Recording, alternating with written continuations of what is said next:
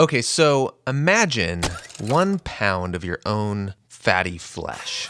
So if you burn that amount of flesh, that sounds kind of, weird. But if you were to convert that into energy, you would get about 3,500 calories, which is quite a lot of energy. That's me talking with Dr. Carson Chow, an MIT-trained physicist and mathematician, and he's explaining to me why we should care how much energy fat has. In order for you to live and function, you need to burn energy to keep your heart beating, all your organs going, and also to move around. But energy doesn't come for free. So if you're not consuming enough calories, you're going to burn that energy with your own fat. And so a lot of diet books like to teach people this rule, but the problem is it's wrong.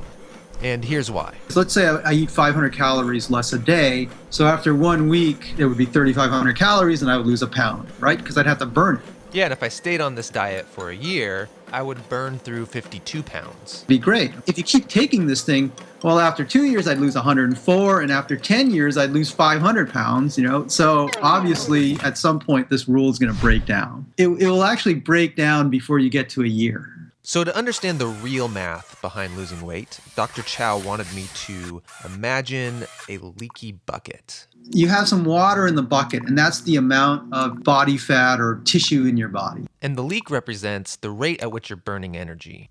In reality, what you're doing is you're adding water at the top. That's like eating food. And when you're in steady state, the amount of water you add at the top exactly balances the amount of water you lose at the bottom.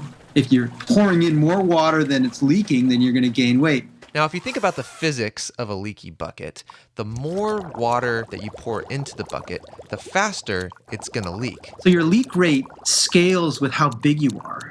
And this is a well-known fact that the larger you are, the more energy you burn. You're going to burn more energy because it takes more energy just to move a larger mass. You have more tissue, and just to keep that tissue going, it takes more energy.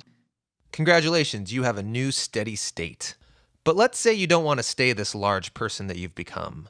Well, the opposite is true as well. You could pour in a lot less water than you're leaking, but as you start to lose weight, you start to get smaller and you burn less energy. You start to metabolically adapt to your new diet. And so you're never going to lose weight at one constant rate. It's always going to curve from one steady state down to another, which means when you go on a diet, the 3,500 calorie rule is the wrong rule. There's a new rule. Wait for it. The new rule is for every 10 calories you eat less, you will lose a pound. But it will take you about 3 years or more to see the full effect of your diet, which is still pretty good.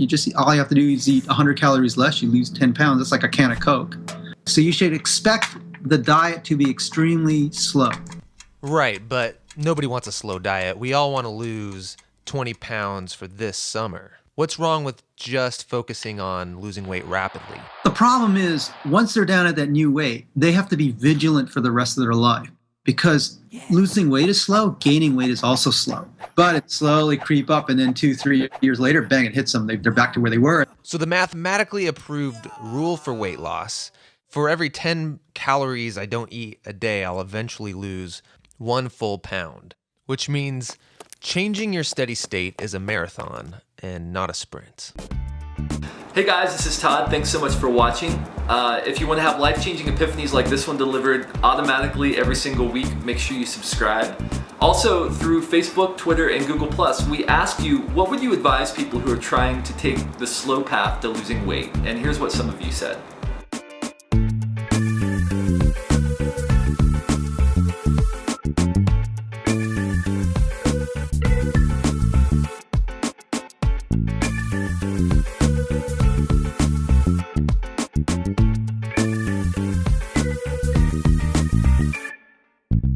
If you have any additional thoughts or comments, make sure you leave them in the comment section below. And make sure you join us next week when we're going to talk about the differences between white bread and sugar, or are there actually any differences? We'll find out. See you next week.